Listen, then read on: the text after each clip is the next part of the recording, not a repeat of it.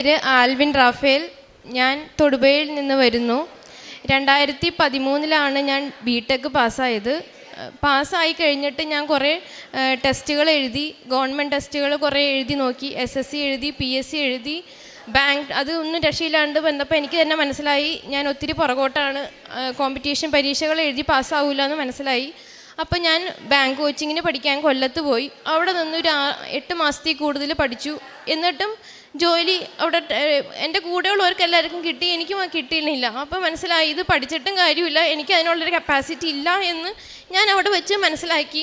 അപ്പോൾ കുറച്ച് അങ്ങനെ ഒരു കൊല്ലം എൻ്റെ പ്രൈവറ്റ് ജോലി നോക്കാമെന്ന് ഓർത്ത് ഇൻ്റർവ്യൂവിലൊക്കെ പോകുമ്പോൾ നമുക്ക് പറയാനായിട്ട് അവർ ചോദിക്കണ കാര്യങ്ങൾ നമുക്ക് കൺവേ ചെയ്യാനുള്ളൊരു കഴിവില്ല. അപ്പോൾ മിണ്ടാണ്ടിരിക്കും. അപ്പോൾ അവർക്ക് തന്നെ മനസ്സിലാവും ഇതിനെ എടുത്തിട്ട് കാര്യമില്ല എന്ന് മനസ്സിലാവും. അങ്ങനെ ഗവൺമെൻറ് ജോലിയില്ല, പ്രൈവറ്റ് ജോലിയില്ല. അങ്ങനത്തെ ഒരു സാഹചര്യത്തിൽ 2 കൊല്ലത്തോളം കഴിഞ്ഞപ്പോഴത്തേക്കും വിവാഹം കഴിഞ്ഞു. വിവാഹം കഴിഞ്ഞത് എൻ്റെ ഹസ്ബൻഡ് ഒരു പോസ്റ്റൽ അസിസ്റ്റൻ്റാണ്. അപ്പം അങ്ങനെ പോസ്റ്റൽ ഡിപ്പാർട്ട്മെൻറ്റിനെ കുറിച്ച് അറിയാൻ സാധിച്ചു. അപ്പം അവിടെ അന്ന് 2014 GDS ആയിട്ട് എനിക്കിപ്പോൾ 10 മാർക്ക് ഉണ്ടായിരുന്നു. പക്ഷേ കോമ്പറ്റീഷൻ പരീക്ഷ വന്നു കഴിയുമ്പോൾ എനിക്ക് മാർക്കുകളില്ല. അപ്പോൾ പഠിക്കണ കാര്യം പഠിച്ച് അങ്ങനെ ബൈഹാർട്ട് ചെയ്ത് അങ്ങനെ എഴുതും എന്നല്ലാണ്ട് അത് എങ്ങനെ പ്രായോഗികത്തിൽ വരുത്തണം എന്നുള്ളത് അറിയില്ലായിരുന്നു. അപ്പം അതുകൊണ്ടാണ് ഇപ്പോൾ മത്സര പരീക്ഷകളിൽ എപ്പോഴും പിന്നോട്ട് പോയിക്കൊണ്ടിരുന്നത്. അപ്പോൾ 10 മാർക്കിൻ്റെ അടിസ്ഥാനത്തിൽ മാത്രമായിട്ട് ഇങ്ങനെ ഒരു സംവിധാനം ഉണ്ടെന്ന് ഹസ്ബൻഡ് വഴി അറിയാൻ ഇടയായി. അങ്ങനെ GDS ആയിട്ട് എനിക്ക് പ്രമോഷൻ കിട്ടി. ഞാൻ ആ GDS പോസ്റ്റിലേക്ക് വന്നു. GDS എന്ന് പറഞ്ഞു കഴിഞ്ഞാൽ പോസ്റ്റ് ഓഫീസിലെ തന്നെ എക്സ്ട്രാ ഡിപ്പാർട്ട്മെൻറ്റാണ്. നമ്മൾ ഡിപ്പാർട്ട്മെൻറ്റിലേക്ക് ആയിട്ടില്ല, ഒരു പാർട്ട് ടൈം ജോലി പോലെയേ ഉള്ളൂ. 3 വർഷം കഴിഞ്ഞപ്പോൾ നമുക്ക് ടെസ്റ്റുകൾ, ഞാൻ ആ സമയത്ത് 3 വർഷം കഴിഞ്ഞാൽ 2.5 വർഷം കഴിഞ്ഞ് കഴിഞ്ഞാൽ 2 വർഷം കഴിഞ്ഞാലൊക്കെ ടെസ്റ്റ് എഴുതായിരുന്നു. ആ ടെസ്റ്റ് എഴുതി പാസ്സായാൽ മാത്രമേ നമ്മൾ ഡിപ്പാർട്ട്മെൻറ്റ് സ്റ്റാഫ് ആവുകയുള്ളൂ. അത് ടെസ്റ്റ് പാടാണ്, ഒത്തിരി പേരുണ്ടാവും. GDS എന്ന് പറഞ്ഞു കഴിഞ്ഞാൽ ഒത്തിരി പേരുണ്ടാവും, ഡിപ്പാർട്ട്മെൻറ്റ് സ്റ്റാഫുകൾ കുറവാണ്. അപ്പോൾ വേക്കൻസി കുറവാണ്. ഞാൻ ആദ്യം ടെസ്റ്റ് എഴുതി സാധാരണ പോലെ തന്നെ എഴുതണ പോലെ തോറ്റും പോയി. ആദ്യത്തെ പ്രാവശ്യം കിട്ടിയില്ല. അപ്പോൾ എനിക്ക് നിരാശയൊന്നും തോന്നുന്നില്ല, കാരണം അത് സ്ഥിരമുള്ള ഇതാണ്. ഞാൻ ടെസ്റ്റുകൾ എഴുതും പരാജയപ്പെടുന്നത് പതിവുള്ളതാണ്. അപ്പോൾ ഞാൻ ഓർത്തു എല്ലാ കോമൺ പരീക്ഷകളിലും പരാജയപ്പെട്ടു. ഇപ്പോൾ ഇത് ഡിപ്പാർട്ട്മെൻറ്റ് ഇങ്ങനത്തെ ഒരു GDS പരീക്ഷ കുറച്ച് എല്ലാവരുടെയും കൂടെയുള്ളല്ല മത്സരിക്കണത്, കുറച്ച് പേരേ ഉണ്ടാവുള്ളൂ. 500 പേരുടെ പരീക്ഷ പോലും പാസ്സാവാൻ പറ്റണില്ലല്ലോ എന്നോർത്ത് എൻ്റെ മനസ്സ് ഒത്തിരി തളർന്നു പോയായിരുന്നു. അങ്ങനെ പിറ്റേ വർഷം ആ സമയം അടുത്ത പ്രൊമോഷൻ ടെസ്റ്റിൻ്റെ സമയമായി കഴിഞ്ഞപ്പോൾ അതും ശ്രമിച്ചു, എഴുതി നോക്കി. അപ്പോൾ എഴുതുന്നതിന് മുമ്പ് എൻ്റെ ഒരു ആൻറ്റി 2018 ആൻറ്റി പറഞ്ഞു ഇങ്ങനെ ലൈറ്റ് ക്യാൻഡിൽ പ്രയർ ഉണ്ട് എന്ന് പറഞ്ഞു. അപ്പോൾ എനിക്കന്ന് അതിനെപ്പറ്റി വലിയ അറിവില്ലായിരുന്നു. പക്ഷേ ഫോണിൽ ചെയ്യാമെന്ന് പറഞ്ഞു. ഞാനങ്ങനെ ഫോണിൽ ലൈറ്റ് ക്യാൻഡിൽ പ്രയർ ചെയ്തായിരുന്നു, റിക്വസ്റ്റും ഇട്ടായിരുന്നു. അത് കഴിഞ്ഞ് റിസൾട്ട് വന്ന് 2 വേക്കൻസി ഉള്ളൂ. 500 കൂടുതൽ ആൾക്കാർ എഴുതുന്ന എക്സാമാണ്. 2 വേക്കൻസി, ഒരെണ്ണം ജനറൽ കാറ്റഗറിയിലും ഒരെണ്ണം OBC കാറ്റഗറിയിലും. 2 വേക്കൻസി ഉള്ളൂ. അപ്പോൾ OBCയിൽ കിട്ടിയ കുട്ടിക്ക് ഏറ്റവും ഹയസ്റ്റ് മാർക്ക് ആയതുകൊണ്ട് ആ കുട്ടീനെ ജനറൽ കാറ്റഗറിയിലേക്ക് പരിഗണിച്ചു. അങ്ങനെ OBCയിൽ 1 വേക്കൻസി വന്നു. അപ്പോൾ അങ്ങനെയാണ് OBCയിൽ, ഞാൻ OBC ആയിരുന്നു, OBCയിൽ ആ ഒരൊറ്റ വേക്കൻസിയിൽ എനിക്ക് ജോലി കിട്ടി. അപ്പോൾ എന്നേലും കൂടുതൽ മാർക്കുള്ള ജനറൽ കാറ്റഗറിയിലെ കുട്ടി, വേറൊരു കുട്ടി ഉണ്ടായിരുന്നു, എൻ്റെ ഒപ്പം മാർക്കുള്ള കുട്ടി ഉണ്ടായിരുന്നു. ഈ OBCയിൽ മറ്റേ OBCക്കാരിയായ കുട്ടി മാർക്ക് കൂടുതൽ കിട്ടിയതുകൊണ്ട് അത് ജനറൽ കാറ്റഗറിയിലേക്ക് മാറി. ഇപ്പോഴാണ് എനിക്ക് OBCയിൽ 1 വേക്കൻസി വരികയും അതിനകത്ത് എനിക്ക് കയറിയത്. എനിക്ക് അന്നൊന്നും വിശ്വസിക്കാൻ പറ്റുന്നില്ലായിരുന്നു മാതാവ് എനിക്ക് വേണ്ടി ചെയ്യണ ഇത്രയും വലിയ കാര്യങ്ങൾ. നേരെ ഒരു പരീക്ഷ എഴുതി കയറാനുള്ളൊരു കപ്പാസിറ്റി ഇല്ല. പക്ഷേ ഗവൺമെൻറ് ജോലി എന്നുള്ളൊരു സ്വപ്നം മാതാവ് പല വഴിയിൽ കൂടെ ഇങ്ങനെ തുറന്നു തന്നു. അത് കഴിഞ്ഞ് 5 വർഷം കഴിഞ്ഞപ്പോൾ ഈ വർഷമാണ് അടുത്ത 6ാമത്തെ വർഷമാണ് എനിക്ക് അടുത്ത പ്രൊമോഷൻ ടെസ്റ്റ് എഴുതാൻ സാധിച്ചത്. അടുത്ത പ്രൊമോഷൻ ടെസ്റ്റ് ഇതുപോലെ എഴുതി. അപ്പം ഒരു കഴിവില്ല എന്നോർത്ത് ഇങ്ങനെ മനസ്സ് ഇങ്ങനെ പ്രാർത്ഥനയിലല്ലാണ്ട് നമ്മുടെ സ്വന്തം കഴിവിൽ ഒരിക്കലും കിട്ടൂല എന്ന് വിചാരിക്കുന്ന ഒരു ജോലിയായിരുന്നു സോർട്ടിംഗ് അസിസ്റ്റൻ്റ്. എൻ്റെ ഒരു ആഗ്രഹമായിരുന്നു പോസ്റ്റൽ അസിസ്റ്റൻ്റ് അല്ലെങ്കിൽ സോർട്ടിംഗ് അസിസ്റ്റൻ്റ് ആവാന്നുള്ളത്. അപ്പോൾ എനിക്ക് സോർട്ടിംഗ് ആയിരുന്നു കൂടുതൽ ഇഷ്ടം. അപ്പോൾ ഞാനിങ്ങനെ മാതാവിനോട് ഇങ്ങനെ പ്രാർത്ഥിക്കുമായിരുന്നു, എനിക്കതാണ് കൂടുതലിഷ്ടം. അങ്ങനെ ആറാമത്തെ വർഷം ഞാൻ ടെസ്റ്റ് അഞ്ചാമത്തെ വർഷം ഞങ്ങൾക്ക് കാറ്റഗറി ബിയിൽ എക്സാം എഴുതായിരുന്നു. പക്ഷേ അതിനകത്ത് കിട്ടാൻ ചാൻസ് കുറവാണ്. ഞാൻ എഴുതി, കിട്ടിയില്ല അതുപോലെ തന്നെ. പക്ഷേ പിന്നത്തെ വർഷം ഞങ്ങൾക്ക് ശരിക്കും 6 വർഷം തികയണ, 6 വർഷം കഴിഞ്ഞ് കഴിഞ്ഞാൽ കറക്റ്റായിട്ട് ഞങ്ങൾ കാറ്റഗറി എയിലാവും. ആ എയിൽ എഴുതി കഴിഞ്ഞാൽ ഞങ്ങൾക്ക് കിട്ടാൻ ചാൻസ് ഉണ്ട്. അങ്ങനെ ആ പരീക്ഷ 2 വർഷം, അതിന് മുമ്പത്തെ വർഷം ഞാൻ പഠിച്ചായിരുന്നു, പക്ഷേ കിട്ടിയില്ല. പിന്നത്തെ വർഷം ഇതുപോലെ ലൈറ്റ് ക്യാൻഡിൽ പ്രെയർ ഞാൻ ചെയ്തായിരുന്നു. ഇട്ടിട്ട് ഞാൻ പരീക്ഷയ്ക്ക് പോയപ്പോൾ ഭയങ്കര ടഫ് ക്വസ്റ്റ്യൻസ് ആയിരുന്നു. എനിക്ക് ഒന്നും ചെയ്യാൻ പറ്റാത്ത, മാത്സൊക്കെ കുറേ പഠിച്ചെങ്കിലും പരീക്ഷ പേപ്പർ കണ്ടുപോയപ്പോൾ ഒന്നും ചെയ്യാൻ പറ്റാത്ത പോലെ 20 മാർക്കിൽ ഒരു 5 മാർക്കിന് താഴെയുള്ളൂല്ലോ എന്ന് ഓർത്ത് ഒത്തിരി വിഷമിച്ചു പോയായിരുന്നു. അപ്പോൾ റീസണിങ് കുറച്ചും കൂടി എനിക്ക് കിട്ടും എന്നുള്ളൊരു പ്രതീക്ഷ ഉണ്ടായിരുന്നു. പക്ഷേ ഫൈനലായിട്ട് മാർക്ക് വന്നു കഴിഞ്ഞപ്പോൾ എൻ്റെ പ്രതീക്ഷ ഒന്നുമല്ല, മാത്സിലായിരുന്നു കൂടുതൽ മാർക്ക്, റീസണിങ്ങും അതിൽ താഴെ. മൊത്തം വന്നു ഇപ്പോൾ പരീക്ഷ മൊത്തത്തിൽ എല്ലാവർക്കും ടൈറ്റായിരുന്നു. ഞാനപ്പോൾ ഈ പരീക്ഷയുടെ എക്സാമിൻ്റെ ഞങ്ങൾക്ക് 2 ഷീറ്റായിട്ടാണ്. ഒരു ഷീറ്റ് അവർ എടുക്കും, OMR ഷീറ്റ്, ഒരു ഷീറ്റ് അതിൻ്റെ ഒരു കാർബൺ കോപ്പി നമ്മുടെ കയ്യിലുണ്ടാവും. അപ്പോൾ ആ കാർബൺ കോപ്പിയിൽ എല്ലാവരും വന്നപ്പോൾ തന്നെ അത് ചെക്ക് ചെയ്യും, മാർക്ക് എത്രയാണെന്ന് നോക്കാം. ഞാൻ നോക്കിയില്ല, ഞാൻ അങ്ങനെ തന്നെ അടച്ചു വെച്ചു. കൃപാസനത്തിൻ്റെ ഉപ്പ് ഞാൻ ആ പേപ്പറിൽ വിതറി അങ്ങനെ തന്നെ അടച്ച് മാതാവിൻ്റെ തിരുസ്വരൂപത്തിൻ്റെ സൈഡിൽ ഞാൻ ആ പേപ്പർ വെച്ചു. അങ്ങനെ റിസൾട്ട് വന്നു. മിക്കവാറും തന്നെ എല്ലാ പ്രാവശ്യവും ഡിപ്പാർട്ട്മെൻറ്റ് എക്സാമിൻ്റെ റിസൾട്ട് 1 വർഷം, ചിലപ്പോൾ 2 വർഷം, അങ്ങനെ ഒത്തിരി താമസിക്കുന്നതാണ്. ഞാൻ എഴുതിയ ഒരു 1.5 മാസത്തിനുള്ളിൽ റിസൾട്ട് വന്നപ്പോൾ എനിക്ക് 8ാം റാങ്ക് ഉണ്ടായിരുന്നു. All Kerala 8ാം rank. ഇതൊരിക്കലും എൻ്റെ കഴിവുകൊണ്ടല്ല, മാതാവ് തന്നതാണ്. അങ്ങനെ ഇത്രയും 8ാം റാങ്ക് വന്നപ്പോൾ നമുക്കിഷ്ടമുള്ളിടത്ത് തന്നെ കിട്ടും. അപ്പോൾ എൻ്റെ വീടിൻ്റെ അടുത്ത് തന്നെ തൊടുപുഴ സോർട്ടിങ്ങിൽ ഞാൻ ഓപ്ഷൻ വെച്ചിട്ടുണ്ടായിരുന്നു.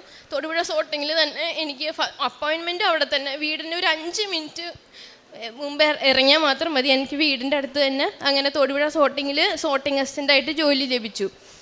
അപ്പം അങ്ങനെ സന്തോഷത്തോടുകൂടി പോയിക്കൊണ്ടിരിക്കുമ്പോഴാണ് ഈ നവംബറിലാണ് ഞാൻ സെപ്റ്റംബറിലാണ് ജോലിയിൽ പ്രവേശിച്ചത്. അപ്പം പെട്ടെന്ന് തന്നെ അങ്ങനെ കുറച്ച് നാൾ നല്ല സന്തോഷത്തോടുകൂടി പോയി. പെട്ടെന്ന് തന്നെ ഡയറക്ടറേറ്റിൽ നിന്നൊരു ഓർഡർ വന്നു, കുറേ സോർട്ടിങ് ഓഫീസുകൾ പൂട്ടണമെന്നും അത് NSH ആയിട്ട് മെർജ് ചെയ്യണമെന്നും, വലിയ ഓഫീസ്, ചെറിയ ഓഫീസുകൾ പൂട്ടി വലിയ ഓഫീസുമായിട്ട് മെർജ് ചെയ്യണമെന്നും. അങ്ങനെ വന്നു കഴിഞ്ഞാൽ ഞങ്ങളുടെ ഓഫീസ് പൂട്ടി എറണാകുളത്തുള്ള NSH ആയിട്ട് മെർജ് ചെയ്യണമെന്നും പറഞ്ഞുള്ളൊരു ഓർഡർ വന്നപ്പോൾ അത് ഡിസംബർ 7-ാം തീയതിക്കുള്ളിൽ, ഈ വർഷം തന്നെ ഡിസംബർ 7-ാം തീയതിക്കുള്ളിൽ പ്രാബല്യത്തിലാക്കണമെന്നും പറഞ്ഞും ഓർഡർ വന്നു. അപ്പം ഞാൻ തളർന്നു പോയി. കാരണം ഇത്രയൊക്കെ ആക്കി എല്ലാം സെറ്റായി എന്ന് വിചാരിച്ചു കഴിഞ്ഞപ്പോൾ പിന്നെ തൊടുപുഴയിൽ നിന്ന് എല്ലാ ദിവസവും എറണാകുളത്ത് പോയി ജോലി ചെയ്തെന്ന് പറഞ്ഞാൽ അത് നടക്കണ കാര്യമില്ല. എനിക്ക് പിള്ളേരെയും എല്ലാവരും ഇട്ടുകൊണ്ട് അങ്ങനെ പോക്ക് നടക്കില്ല. അപ്പം ഞാൻ ഇങ്ങനെ എന്നെ സംബന്ധിച്ച് വേറെ ഒരു നിവൃത്തിയില്ല. അപ്പം ഞാൻ ഇങ്ങനെ മാതാവിൻ്റെ ഉടമ്പടി എടുക്കാം എന്ന് തീരുമാനിച്ച് അങ്ങനെ ഉടമ്പടി എടുത്തു. നവംബർ 4-ാം തീയതി ഞാൻ ഉടമ്പടി എടുത്തു, പ്രാർത്ഥിച്ചു. എല്ലാ ഉടമ്പടി കാര്യങ്ങളെല്ലാം കറക്റ്റായിട്ട് തന്നെ ചെയ്തു പോന്നു. മാക്സിമം എനിക്ക് നൈറ്റായിരിക്കും ജോലി. അപ്പം അത്രയും നാൾ എല്ലാ ദിവസവും ഞാൻ പള്ളിയിൽ പോകുമായിരുന്നു. പക്ഷേ ഈ സോർട്ടിങ് അസിസ്റ്റൻ്റ് ആയി കഴിഞ്ഞപ്പോൾ നൈറ്റ് ഡ്യൂട്ടി കാരണം മിക്കവാറും തന്നെ ഇറങ്ങുമ്പോൾ 7 മണി രാവിലത്തെ കുർബാന, നമ്മുടെ ഉറക്കവും പ്രശ്നമൊക്കെ ഉണ്ട്. എന്നാലും ഞാൻ മാക്സിമം തന്നെ സർവ്വശക്തിയോടും കൂടി നമ്മൾ ദൈവത്തെ സ്തുതിക്കണം, ആരാധിക്കണം എന്നുണ്ടല്ലോ, സർവ്വശക്തിയോട് തന്നെ ആരാധിക്കുകയും സ്തുതിക്കുകയും പള്ളിയിൽ പോകാൻ വേണ്ടിയിട്ടുള്ള ഇല്ലാത്ത എനർജി എടുത്ത് ഞാൻ ചെയ്യുമായിരുന്നു. പള്ളി മിക്കവാറും തന്നെ മുടക്കാണ്ട് തന്നെ നോക്കും. രാവിലെ പോകാൻ പറ്റിയില്ലെങ്കിൽ വൈകുന്നേരം ആണെങ്കിലും പോകും. പിന്നെ അങ്ങനെ ഇരുന്ന് നവംബർ 4-ാം തീയതി ആയിരുന്നു ഞാൻ ഉടമ്പടി എടുത്തത്. നവംബർ 28-ാം തീയതി ഡൽഹി ഡയറക്ടറേറ്റിൽ നിന്ന് ഓർഡർ വന്നു തൊടുപുഴ സോർട്ടിംഗ് ഓഫീസ് നിലനിർത്താനായിട്ട്. ഇപ്പോഴത്തെ ഓഫീസ് സോർട്ടിംഗ് ആണെങ്കിൽ അതിനെ ICH ആയിട്ട് ഉയർത്തി അവിടെ തന്നെ നിലനിർത്താനുള്ള ഓർഡർ വന്നു. ഇതെല്ലാം മാതാവ് ഏതെല്ലാം വിധത്തിലാണോ എൻ്റെ ജീവിതത്തിൽ പ്രവർത്തിക്കണമെന്ന് എനിക്ക് പറയാൻ പറ്റില്ല. അങ്ങനെ തുടർന്ന് ഇപ്പോൾ ജോലി ചെയ്തിട്ട് പെട്ടെന്ന് ജോലിയിലൊരു പ്രശ്നമുണ്ടായി. ഞങ്ങളുടെ ഓഫീസിൽ നിന്ന് ഒരു ഡെലിവറി മിസ്സായിട്ട് ഞങ്ങളുടെ ഓഫീസിൻ്റെ ശരിക്കും പറഞ്ഞാൽ ഒരു ഫോൾട്ടായി വരുന്ന വേറൊരു ഓഫീസുകാർ ഞങ്ങളുടെ ഓഫീസുകാരുടെ പിഴവാണെന്നും പറഞ്ഞു. അപ്പോൾ അത് ഏറ്റവും കൂടുതൽ എന്നെയായിരുന്നു ബാധിക്കണത്. അങ്ങനെ ഒരു സാഹചര്യത്തിലും ഈ കഴിഞ്ഞ ദിവസം ഡിസംബർ 24-ാം തീയതി ക്രിസ്മസിൻ്റെ രാത്രി ഞാൻ ഒത്തിരി വിഷമിച്ചു. എൻ്റെ ഭാഗത്തുനിന്ന് അങ്ങനെ ഒരു വന്നല്ലോ, ഞാനത് എനിക്കത് അറിയാനും കൂടി പാടില്ല അത് എങ്ങനെ സംഭവിച്ചു എന്ന്. പക്ഷെ അവർ പറഞ്ഞു നമ്മുടെയാണെന്നാണ് അവർ ഒറ്റയടിക്ക് കുറ്റപ്പെടുത്തി വാട്സാപ്പ് മെസ്സേജിലൊക്കെ വന്നു. അപ്പം എനിക്ക് എൻ്റെ കൂടെ വർക്ക് ചെയ്തേക്കണവർക്ക് അറിയാം എൻ്റെ ഉത്തരവാദിത്തം എന്നത് ആർക്കാന്നുള്ളത്. അപ്പം ഞാൻ പ്രാർത്ഥിച്ചു, അമ്മേ മാതാവേ, ഇതെങ്ങനെ ഇതിനകത്തു നിന്ന് രക്ഷപ്പെടണേ, എനിക്കറിയാൻ പാടില്ല, ഇതെങ്ങനെ ഇങ്ങനെ വന്നു എന്ന് പോലും അറിയാൻ പാടില്ലല്ലോ എന്ന് പ്രാർത്ഥിച്ചു. അപ്പം എന്നിട്ട് ഇന്ന് രാവിലെ അവർ ഞങ്ങളെ കുറ്റപ്പെടുത്തിയ ഓഫീസുകാർക്ക് അവരുടെ തെറ്റായിരുന്നു. ഞങ്ങളുടെ ഓഫീസല്ല, വേറെ ഓഫീസ് ആണ് ആ ഒരു ഫോൾട്ട് സംഭവിച്ചത്, ഞങ്ങളുടെ ഓഫീസല്ല എന്ന് പറഞ്ഞ് എൻ്റെ അമ്മ ഇങ്ങനെ രക്ഷപ്പെടുത്തി തന്നു. 100 നന്ദി മാതാവിന്. പത്രം കൊടുക്കുമ്പോൾ ഞാൻ വീട്ടിൽ വെച്ച് തന്നെ ഓരോ പത്രം എടുത്തിട്ട് ഓരോ പത്രത്തിലും ഒരു പ്രാവശ്യം നിശ്വിശ്വാസ പ്രമാണം ചൊല്ലി മാതാവിനോട് സമർപ്പിക്കും. ഞാൻ ഈ പത്രം കൊടുക്കുന്ന ആൾക്ക് ഇതുവഴി ഒരു അനുഭവം ഉണ്ടാക്കി കൊടുക്കണേന്ന് വിചാരിച്ചിട്ടാണ് ഞാൻ പത്രം കൊടുക്കാറ്. ഞാൻ പെട്രോൾ പമ്പിൽ പത്രം കൊടുത്തിട്ടുണ്ട്, ബസ് സ്റ്റാൻഡിൽ പത്രം കൊടുത്തിട്ടുണ്ട്.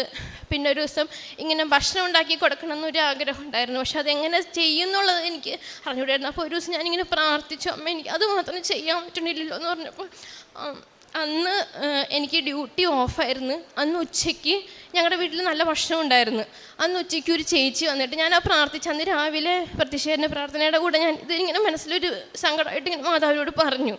അപ്പോൾ അന്ന് തന്നെ ഉച്ചയ്ക്ക് ഒരു ചേച്ചി വന്നിട്ട് മോളെ ചേച്ചിക്ക് വയ്യ, സഹായിക്കാവോ എന്ന് ചോദിച്ചു. അപ്പം ഞാൻ പൈസ കൊടുത്ത് സഹായിച്ചു. അതിന് ആ ചേച്ചി തന്നെ എന്നോട് ഇങ്ങോട്ട് ചോദിക്കുവാണ്, മോളെ ഭക്ഷണം ഉണ്ടോ എന്ന്. അങ്ങനെ ആ ചേച്ചിക്ക് ഭക്ഷണം കൊടുക്കാം. ഭയങ്കരമായ ഇടപെടലാണ് മാതാവിൻ്റെ ഓരോ കാര്യങ്ങളിലും. ഇതിൽ ആത്മീയമായിട്ട് ഇപ്പം വളരാൻ സാധിക്കുന്നുണ്ട്. 1 ദിനവൃത്താന്തം 5:20. ദൈവത്തിൽ വിശ്വാസമർപ്പിക്കുകയും അവിടുത്തെ വിളിച്ചപേക്ഷിക്കുകയും ചെയ്തപ്പോൾ അവിടുന്ന് അവരുടെ പ്രാർത്ഥന കേട്ടു. ആൽവിൻ റാഫേൽ എന്ന ഈ മകൾ തൻ്റെ വ്യക്തിജീവിതത്തിൽ ലഭിച്ച വലിയ നന്മകളെ പരിശുദ്ധ കൃപാസന മാതാവിൻ്റെ തിരുനടയിൽ സന്തോഷത്തോടുകൂടി സാക്ഷ്യപ്പെടുത്തുകയാണ്. മകൾ പറയുന്നുണ്ട്, പഠനമൊക്കെ കഴിഞ്ഞ് ഒരു സ്ഥിര ജോലിക്ക് വേണ്ടി, സർക്കാർ ജോലിക്ക് വേണ്ടി ഏറെ ആഗ്രഹത്തോടുകൂടി ഒത്തിരി കോച്ചിങ്ങിന് പങ്കെടുത്തതും പരീക്ഷകൾ എഴുതിയതും എല്ലാം പരാജയപ്പെട്ട് ഒരു ജോലിയിലേക്ക് എത്തിച്ചേരുവാനാവാത്ത വിധം തൻ്റെ മെറിറ്റ് വളരെ സീറോയിലേക്ക് എത്തിയിരിക്കുന്നു, ഒന്നുമില്ലാതായിരിക്കുന്നു, തനിക്കൊരു ജോലി സ്വന്തമാക്കുക അസാധ്യമായിരിക്കുന്നു എന്ന് തിരിച്ചറിയുന്ന നാളുകളിലാണ് കാൻഡിൽ ലൈറ്റ് പ്രേയറിലൂടെ അമ്മ മാതാവിൻ്റെ സന്നിധിയിലേക്ക് ജീവിതത്തെ ഒന്ന് മാറ്റി സമർപ്പിക്കുന്നത്. പരിശുദ്ധ കൃപാസന മാതാവിൻ്റെ സംരക്ഷണയിൽ ജീവിതത്തെ സമർപ്പിച്ച് മുന്നോട്ട് പോകുമ്പോഴാണ് ജീവിത പങ്കാളി വർക്ക് ചെയ്യുന്ന പോസ്റ്റ് ഡിപ്പാർട്ട്മെൻറ്റിൽ താൽക്കാലിക നിയമനത്തിൽ കയറുവാനുള്ള സാധ്യതകളെക്കുറിച്ച് അറിയുന്നത്. അത് അന്വേഷിച്ച് മുന്നോട്ട് പോവുകയും താൽക്കാലിക നിയമനത്തിലേക്ക് അങ്ങനെ പ്രവേശിക്കുകയും ചെയ്യുന്നു. പിന്നീട് കുറച്ച് നാൾ കഴിയുമ്പോൾ അത് ഒരു സ്ഥിര നിയമനത്തിന് വേണ്ടിയുള്ള പരീക്ഷയ്ക്കുള്ള സാധ്യത എത്തുന്നു. ആ സ്ഥിര നിയമനത്തിൻ്റെ പരീക്ഷയ്ക്ക് 2 ഒഴിവ് മാത്രമാണ് ഉള്ളത്. ആ 2 ഒഴിവിൻ്റെ പരീക്ഷയ്ക്ക് വേണ്ടി 500 പേർ എഴുതുമ്പോൾ മകൾ അതിൽ പങ്കെടുക്കുന്നുണ്ട്. അതും അമ്മയിൽ മാത്രമാണ് ശരണപ്പെടുക. എൻ്റെ കഴിവ് കൊണ്ട് ഇത് ഒട്ടും നടക്കില്ല, സാധിക്കില്ലെന്ന ബോധ്യത്തിലാണ് ഈ അമ്മ മാതാവിൻ്റെ കൈപിടിച്ചുകൊണ്ട് ഈ പരീക്ഷ എഴുതുന്നത്. അവിടെയും മകൾ പറയുന്നുണ്ട്, ഒരു ഒബിസിയിലെ ഒരു കുഞ്ഞിന് ഏറ്റവും കൂടിയ മാർക്ക് ലഭിച്ചുകൊണ്ട് അത് ജനറൽ കാറ്റഗറിയിലേക്ക് തിരഞ്ഞെടുക്കപ്പെടുകയും മറ്റൊരു ഒബിസിയിലുണ്ടായിരുന്ന മകൾക്ക് ആ ഏക സീറ്റുണ്ടായിരുന്ന അതിലേക്ക്, ആ ഒഴിവിലേക്ക് വേണ്ടി മകൾക്ക് പ്രവേശനം ലഭിക്കുകയും ചെയ്തു. അങ്ങനെ വളരെ അപ്രതീക്ഷിതമായി, വളരെ അത്ഭുതകരമായി അനേകരിൽ നിന്ന് മകളെ കണ്ടെത്തി തിരഞ്ഞെടുത്ത് മകളുടെ അത്ര നാളത്തെ അമ്മ മാതാവിനോടുള്ള വിശ്വസ്തതയുള്ള പ്രാർത്ഥനയ്ക്ക് മകൾക്ക് ഉത്തരം കൊടുത്തതാണ് ആദ്യം സൂചിപ്പിച്ചത്.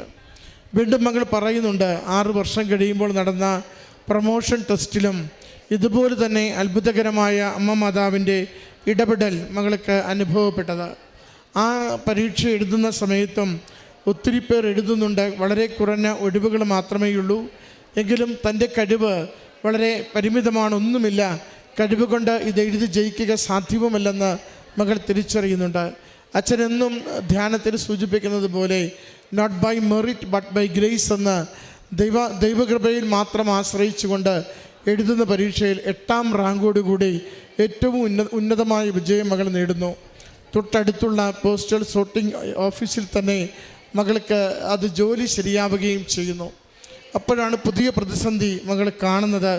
അത് ആ സോർട്ടിംഗ് സോൺ തന്നെ ഒഴിവാക്കുന്ന രീതിയിലേക്ക് കേന്ദ്ര സർക്കാരിൻ്റെ ഉത്തരവ് വരുന്നു. അപ്പോഴും ഓടി അമ്മ മാതാവിൻ്റെ തിരുനടയിലെത്തി തീർത്ഥാടക ഉടമ്പടിയെടുത്ത് പ്രാർത്ഥിച്ച് അമ്മ മാതാവിൻ്റെ സംരക്ഷണം തേടി എറണാകുളം വരെ പോയി ജോലി ചെയ്യുവാനുള്ള ബുദ്ധിമുട്ട് അമ്മ മാതാവിൻ്റെ തിരുനടയിൽ കണ്ണീരോടെ സമർപ്പിക്കുമ്പോൾ മകൾ പറയുന്നുണ്ട്, ഏതാണ്ട് 20 ദിവസം കഴിയുമ്പോൾ സർക്കാർ ഉത്തരവ് മരവിപ്പിക്കുകയും മകൾക്ക് അവിടെ തന്നെ ജോലി തുടരുവാനുള്ള എല്ലാ സാഹചര്യങ്ങളും ഒരുക്കി കൊടുക്കുകയും ചെയ്യുന്നു.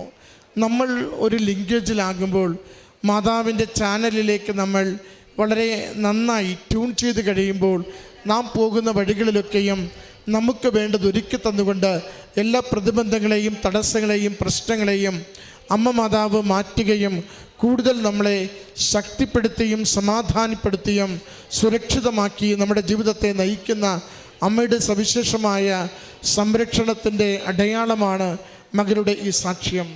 മകൾ പറയുന്നുണ്ട്, ഞാൻ നൈറ്റിലാണ് ഡ്യൂട്ടിയെങ്കിലും രാവിലെയുള്ള കുർബാന എങ്ങനെയെങ്കിലും കാണുവാൻ പരിശ്രമിക്കും. കുർബാന മുടക്കാതിരിക്കുവാൻ, പ്രാർത്ഥനയുടെ സമയം തെറ്റാതെ പ്രാർത്ഥിക്കുന്നതിന് വേണ്ടി, ഉടമ്പടി ധ്യാനം കൂടുന്നതിന് വേണ്ടി, സാക്ഷ്യങ്ങൾ കേൾക്കുന്നതിന് വേണ്ടി എന്നെ തന്നെ പൂർണ്ണമായി ഞാൻ അമ്മയിൽ ആശ്രയിച്ച് എന്നെ കൊടുക്കുമ്പോൾ അമ്മ മാതാവ് ഓരോ നിമിഷവും എനിക്കുള്ള ക്ലേശകാലങ്ങളിൽ എനിക്ക് വഴിതെളിച്ചുകൊണ്ട് എന്നെ സുരക്ഷിതയാക്കുകയും എനിക്ക് അനുഗ്രഹമായിട്ടുള്ളത് തരുവാൻ എപ്പോഴും എനിക്ക് കൂടെ വരികയും ചെയ്യുന്നു. സഞ്ചാരി മാതാവെന്ന് വെറുതെയല്ല ഓരോരുത്തരും വിളിക്കുക, കൂടെയുള്ള അനുഭവം കൊണ്ട്, കൂടെ നിന്ന് കാര്യങ്ങൾ സാധിച്ചു കൊടുക്കുന്നത് കൊണ്ട് ഓരോരുത്തരും പറയുന്നു, അമ്മ മാതാവ് വെളിപ്പുറത്തുണ്ട്, അമ്മ മാതാവ് കൂടെ വന്നു നിന്ന് കാര്യങ്ങൾ ചെയ്തു തരുന്നുണ്ട്. അതുകൊണ്ട് ഈ അമ്മ കൂടെയുള്ളപ്പോൾ എന്തിനെയാണ് ഭയപ്പെടേണ്ടത്? ഈ മകൾക്ക് ലഭിച്ച എല്ലാ അനുഗ്രഹങ്ങൾക്കും അമ്മ മാതാവിനും തിരുക്കുമാരനും നന്ദി പറഞ്ഞുകൊണ്ട് കരങ്ങളടിച്ച്